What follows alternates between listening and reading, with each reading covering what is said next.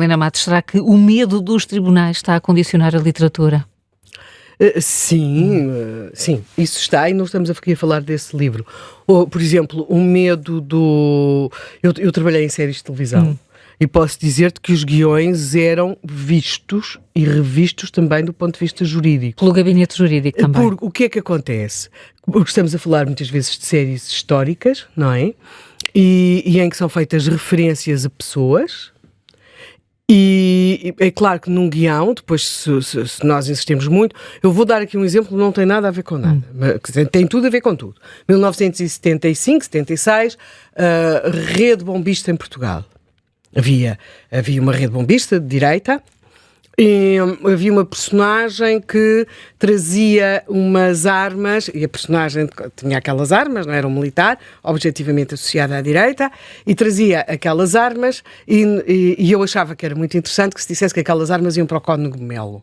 O Código Melo, que objetivamente esteve associado. E isto não saiu do guião, mas foi posto com cuidado no sentido de se dizer, não sei o quê, dizem que.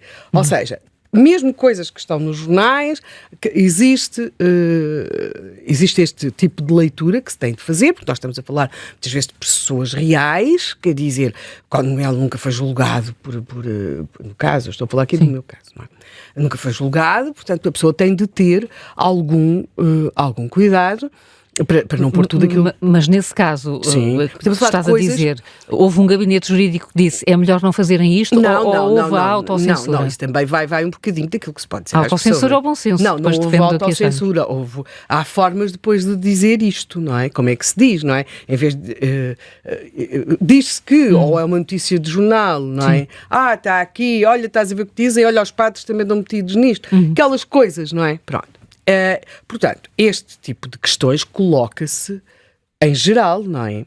Agora, mas nós quando estamos a falar, por exemplo, de uma série histórica ou de um documentário, temos de ter cuidado num documentário, não é dizermos aquilo que nos passa pela cabeça, não é? As coisas têm de estar, para se aparecer alguém a dizer, então está aí a dizer que o meu trisavô pôs uma bomba na capelinha das aparições em Fátima. Houve uma bomba mesmo. A pessoa tem que ter ali o papelinho à frente, quer dizer, porque uma coisa é um documentário, mesmo uma série de caráter histórico, tem de ter cuidado, porque as personagens são reais. Agora é que nós aqui estamos a entrar no domínio da ficção. E isso é um pouco, já é um outro patamar, não é? Porque a ficção, em princípio nós imaginamos que a ficção, as pessoas ficcionam por onde querem e para onde querem. Vamos aqui começar por resumir, bem, para já, vamos explicar, as sociedades também precisam de uma pausa, não é? Eu sei que nós estamos em crise política, que vamos para eleições, mas o Camilo faz 200 anos e um livro em Portugal que seria sempre publicado, porque também temos de entender, as pessoas depois temos de perceber, a censura é uma coisa, a censura enquanto exame prévio é um exercício que impede a saída de um livro. Portugal não tem isso. Não tem isso, felizmente, nos dias de hoje, já teve, mas isso é o chamado exame prévio. O exame prévio pode dizer, este livro não sai por esta razão, ou o livro já está em Portugal, por exemplo, e não, o livro não pode circular por esta e por aquela razão. Eu sei que se mete tudo, em geral, no mesmo saco, mas não são, as coisas não são iguais. E, portanto, passando agora para aqui, aquilo que temos é uma decisão que é livre. Hoje a decisão já é outra, Germana Almeida e a editora já chegaram a um acordo, o livro vai sair, mas o que estava em causa era a editora não publicar. Isso é uma liberdade que também existe, que é a liberdade de não publicar. O que também tem de ser respeitado, porque esta ideia que se tem de publicar tudo, porque senão é como as pessoas que fazem opinião ou que fazem comentário, não é? Estão a fazer comentário, depois um dia dizem-lhes que não querem mais o comentário deles. Não, que eu fui censurado. Alma de Deus, hoje é censurado pela mesma razão que no passado foi escolhido, não é? Pronto.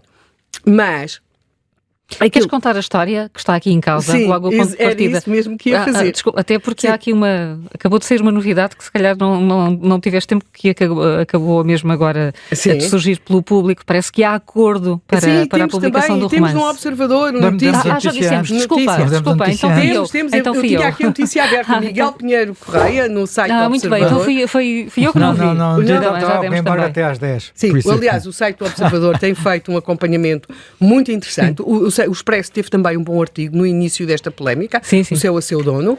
Depois, por acaso, aqui o Observador tem estado a acompanhar bem este assunto e aquilo que temos é que neste momento chegou a um acordo. O que é que está aqui em causa? O Germano Almeida, que é um autor, e não é um autor qualquer, é um prémio Camões, ou seja, se que uma editora diga que não quer publicar um romance meu, se para esse desnorte me desse, faria sentido. A senhora não tem nenhuma experiência de ficção ou qualquer coisa assim, não é? Agora, o Germano Almeida é prémio Camões, não é? Portanto, em princípio não se diz que não é?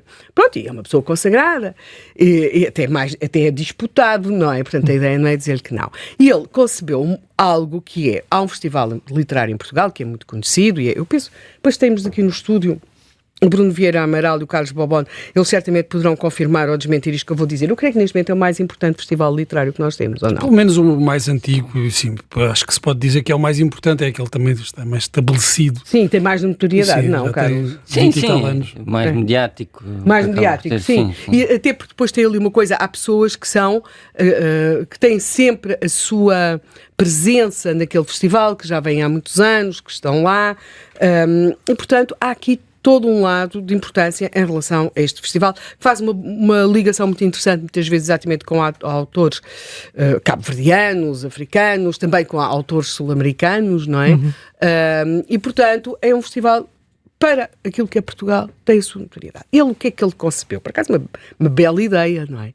Que é um crime no festival. O livro era para ser apresentado durante o festival, e era um crime no festival. Pois já sabes que eu adoro crimes, não é? E, portanto, tudo isto me parecia maravilhoso. À partida, como leitora, potencial leitora, não é? Havia um crime que acontecia e depois eram os próprios autores, aqueles, como eu referi atrás e não por acaso, que há autores que são presença regular naquele festival, iam desvendar o crime. E o que era... E ele fez uma coisa que é, em vez de arranjar ali um nomezinho para cada um e nós estarmos todos a perceber quem é que era quem, ele pô-los lá com os seus nomes. Eis senão que quando tem o texto pronto, aquelas coisas, fez aquilo que é habitual, que é mandar o texto para, no caso foi para 2 pessoas, e depois acaba a ser contactado pela editora, no sentido que o livro não seria publicado porque havia pessoas que se tinham sentido invadidas na sua privacidade. Fim de citação. Eu penso que ninguém gosta de se ver passada a personagem, não é? Ou pelo menos, deve ser uma sensação um pouco incómoda. Um pouco incómoda. Há um livro, de que jamais direi quem é o autor, que me fez uma personagem, como vocês calcularão, uma coisa muito insignificante. Aparece lá, numas breves linhas, e ali não gostei nada. E ele até me trata muito bem. Mas... eu não achava nada. Que honra, bem. Queres dizer quem é? Nunca! Era o que faltava, não é? Agora queremos saber. Era o que mais faltava. Nunca, nem a minha família sabe, o segredo vai comigo. E portanto, senão eles iam logo dizer, eu sempre disse isso! Pronto. Portanto, não é uma... mais a mais, quando a pessoa estará lá com o seu nome e em várias páginas, o que não deve ter, penso eu, gracinha alguma. Mas... pronto, é claro que depois é preciso uma distância ao fim de algum tempo a pessoa até acha graça. Mas esta questão pois agora, felizmente, e já temos esta notícia, pois isto foi polémico, houve várias explicações por parte do autor, por parte da editora. Claro que apareceram logo outras editoras interessadas em publicar o livro, que estamos a falar, como eu referi, de Germano Almeida, um autor que tem um interesse garantido à partida. E aquilo que depois, neste momento, e no site do Observador vê-se isso, como notícia do Miguel Pinheiro Correia, das 10h01, a notícia, o título é Ameaças de Tribunal e Denúncias Anónimas, polémica entre Germano Almeida e Leia, chega ao fim com acordo para publicar novo livro. Pronto. Mas este caso chama-nos a atenção para uma questão. e que é, vamos deixar de chamar censura àquilo que não é, mas censura no sentido de ser exercido por um poder estatal que impede a publicação de livros ou artigos, ou de informação, não é? Também. Mas nós temos, hoje em dia, outro tipo de fenómenos. Muitas vezes é a questão da autocensura em determinados assuntos. E, aliás, uma das questões que se colocava em relação ao livro é que, a dada altura, note-se, é importante explicar isto, Germano Almeida é cabo-verdiano, não é? E a certa altura, porque também ele fazia ali uma referência sobre os pretos. E, portanto, também havia estas questões.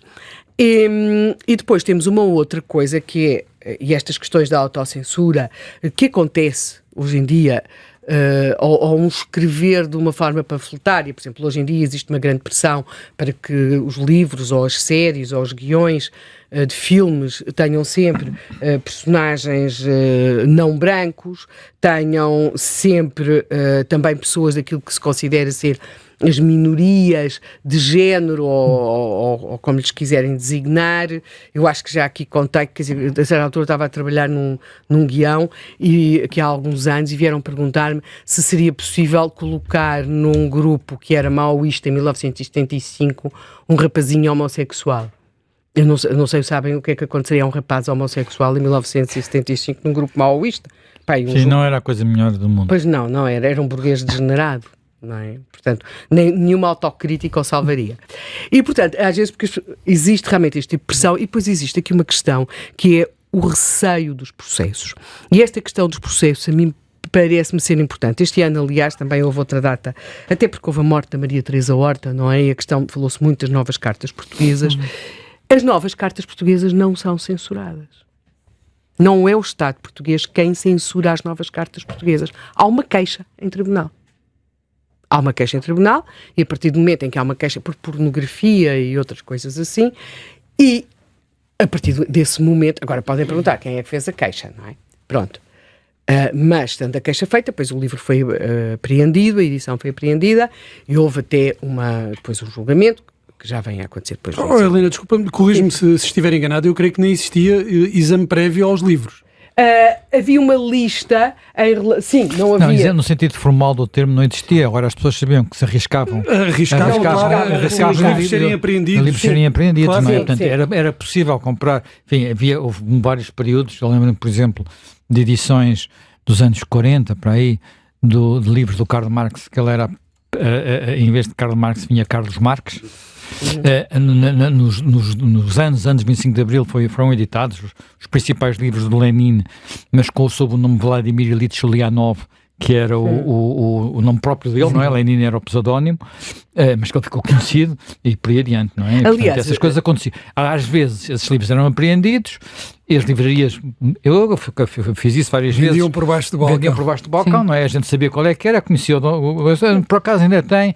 Ele tirava debaixo do balcão e assim, pronto, ainda cá está um e tal. E basta ver aquilo que eram os anúncios, por exemplo, que as publicações de Dom Quixote colocavam nos jornais, a publicidade, para perceber que, em relação aos livros, a coisa era muito, muito, muito, muito lata, não é? Depois houve livros que até, e eu penso que acontecerá o mesmo a este do Germano Almeida, como foi o caso do Dinossauro Excelentíssimo de José Cardoso Pires, que não teve qualquer ameaça de suspensão de publicação, mas correu essa notícia, o que muito contribuiu. O Zé Cardoso Pires dizia sempre para que não viessem, para que não se esclarecesse esse assunto, porque tinha até a sua divulgação internacional, não é? Eu penso que era em Itália, eu não tenho a certeza, que o livro até tinha uma indicação. Esse foi outro livro, foi O Hóspede de Jó, que teve a primeira edição em Itália, nos anos 60, a primeira edição mundial foi em Itália, e que em Itália apareceu com uma cinta em que dizia o livro que foi censurado em Portugal, quando o livro não tinha sido censurado em Portugal, na verdade, e depois há uma resposta, creio que no Diário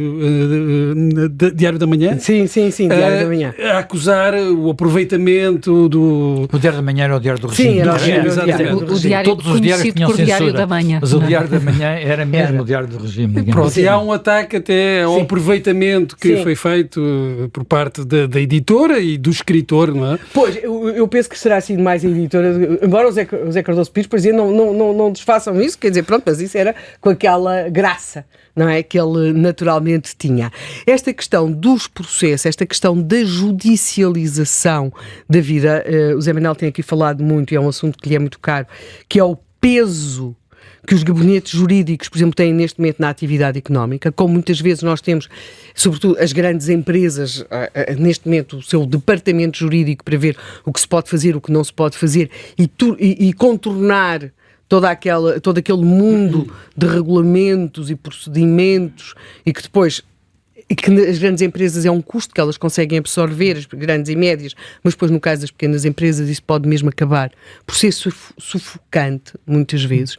Vemos também, e por acaso eu acho que hoje, espero até que um dos nossos convidados, que vai entrar por telefone, consiga falar um pouco nisso, que é, por exemplo, na saúde, uma das coisas que se coloca é que o medo dos processos, um medo terrível dos processos, que está instalado em muitos hospitais, até na opção por determinado tipo de tratamentos,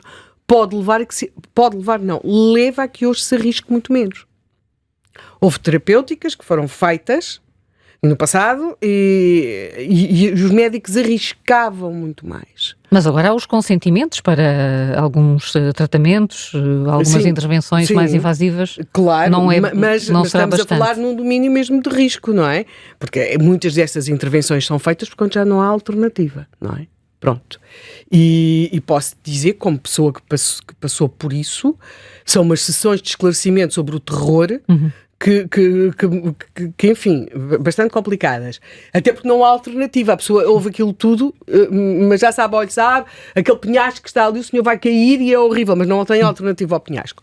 Mas muitas vezes estou a falar mesmo de opção por tratamentos, por arriscar um bocado, e isso hoje, o medo do processo, de alguma forma, dói. Depois aqui estará a tolher. Depois aquilo que temos aqui é aquilo que nós achamos sempre, que as pessoas criam, que a criatividade é livre, e de repente, porque estamos a falar da ficção, não estamos a falar de uma série documental, não estamos sequer a falar de um livro de inspiração histórica, não, estamos a falar da ficção, e nós imaginamos que a ficção, porque a ficção não tem limites. Não tem limite. E não é por acaso. Eu acho isso, e nós temos aqui pessoas que têm um conhecimento por experiência própria, de escrever, tudo isso, que eu acho que será interessante ter em conta, que é, muitas vezes, nos períodos de maior...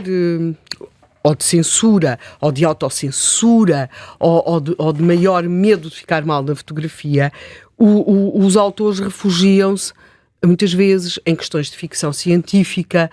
Isso era muito comum, por exemplo, na União Soviética, eles passavam a vida a escrever sobre umas coisas que se passavam nos planetas estranhos, não é?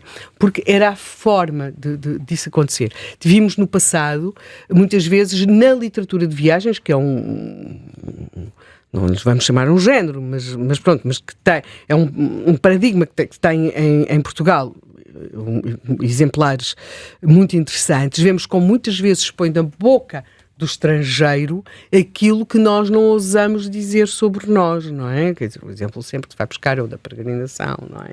Pronto, mas funciona porque o estrangeiro pode dizer de nós aquilo que nós mesmos não podemos dizer sobre o nosso mau governo, sobre os nossos vícios, sobre os nossos erros. E eu agora, eu muitas vezes, quando entro nas livrarias e vejo aquilo cheio, de umas coisas, isto começou-me a acudir ao pensamento quando comecei só a ver dragões.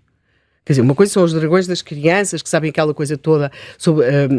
as crianças é sobre os dinossauros, sabem tudo sobre os dinossauros, nunca os viram, mas pronto, tudo sobre dinossauros. Mas quando começo a entrar nas livrarias e vejo aquilo cheio de...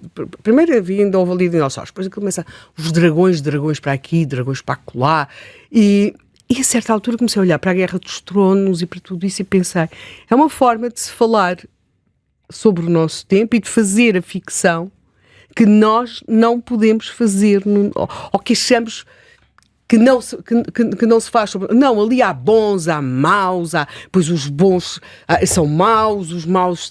Há ali, muitas vezes, aquilo que os nossos heróis quando fazemos ficção sobre o nosso tempo, não tem essa margem, porque pode ficar mal na fotografia, porque é mulher, porque depois ou porque é homossexual, ou porque é branca, ou porque não é branca, ou porque não sei quê, ou porque teve escravos, ou porque o tetravô dele teve escravos. Portanto, essas coisas todas, e acho que muitas vezes nós temos um discurso, é como a virtude, aquelas sociedades que exaltam muito a virtude, têm grandes pecados, e muitas vezes estas sociedades, que, como é o caso do nosso tempo, todos os dias exaltamos a liberdade e achamos a liberdade uma coisa extraordinária, mas é a liberdade em função ao tempo, em relação ao tempo em que ela foi reprimida no passado, e num passado do qual consensualmente estamos todos de acordo para dizer mal. No caso, o Estado Novo, por acaso é bizarro que se exclua disto a República, a Primeira República, onde a liberdade efetiva de publicação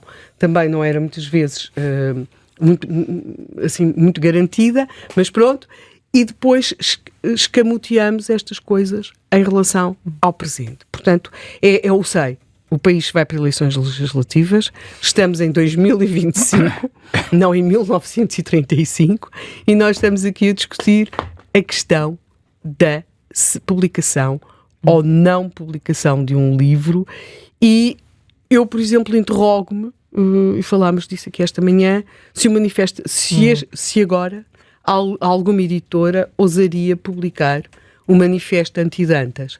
Não porque o Estado proíba que saia o Manifesto Anti-Dantas, mas porque o Manifesto Anti-Dantas, objetivamente, é um discurso de ódio contra uma pessoa, não é?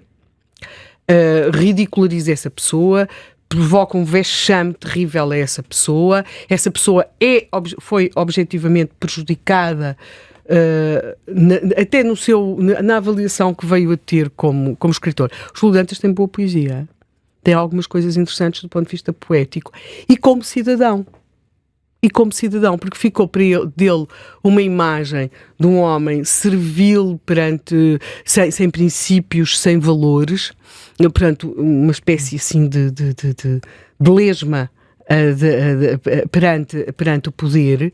E curiosamente eu venho a encontrar, o Júlio Dantas fez as letras dos fados do primeiro filme sonoro português, A Severa.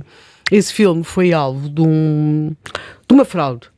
O homem que o financiou era empregado bancário, literalmente fez um desfalque no banco para poder financiar o filme. Não há outra forma de explicar isso. Chamava-se Amador Rebelo. E pronto, e Portugal estava naquele trauma terrível do Alves Reis, não é? E, portanto, não que se cria confusões nenhumas. E o filme foi arrestado. Para nossa grande sorte, nós não tínhamos meios para sonorizar um filme. E o filme estava em Paris para ser sonorizado. E, portanto, quando o banco pede o arresto, se o banco tivesse levado o filme, nós nunca teríamos tido o nosso primeiro filme sonoro, que aquilo teria acabado com os nossos tempos da justiça, portanto, a apodrecer por ali e a destruir-se. Assim, enquanto esteve lá fora, em França, as pessoas ligadas ao filme, era o caso do Leitão de Barros, conseguem convencer o banco que não tem utilidade nenhuma com aquilo do filme e demarcam-se completamente do financiador. Vêm todos para os jornais dizer muito mal do homem que tinha financiado o filme, e a demarcar-se dele, porque eles queriam salvar o filme. E houve uma pessoa que foi a tribunal como testemunha abonatória do homem, e dizer, pronto, que aquilo era um erro, uma desventude, levado pelo entusiasmo. Foi o Júlio Dantas. O outro foi o diretor-geral das prisões, a dizer que ele na cadeia tinha ensinado outros presos a ler, a escrever, mas às vezes acontecia isso, o diretor-geral, a pessoa responsável pelos serviços prisionais, irem a tribunal defender alguns presos, dar conta da forma como eles na cadeia procuravam ajudar outros presos. Mas este lado, por exemplo, ao passo que aqueles que tinham estado do lado festivo da história, não é? Que é aqueles que fizeram o manifesto, que tinham, não só o Almada, mas pronto, todos aqueles que tinham apoiado o Manifesto Anti-Dantas, de alguma forma são muitos daqueles que depois vão estar associados a este primeiro filme sonoro. E quem vai a tribunal, quem teve coragem para ir a tribunal defender o Amador Rebelo, que realmente tinha feito um disparate tremendo, não é? Mas não era aquela figura negra que eles estavam a tentar fazer, foi mesmo o Júlio Dantas. Portanto, se me perguntarem, o homem foi prejudicadíssimo. Ainda hoje, quando às vezes digo, a poesia de Júlio Dantas não era, quer dizer, é assim muito, muito barroca. Mas tem ali uma ou duas coisas que não são más. a minha está parva, não é? Ficou mais forte a cena do ódio. Sim. Ficou mais forte. Olha, eu fui ao tal ponto que nunca li nada. Só mesmo um manifesto. Sim, mas eu gosto imenso das segundas e terceiras figuras da literatura, porque às vezes descobrem-se coisas muito interessantes.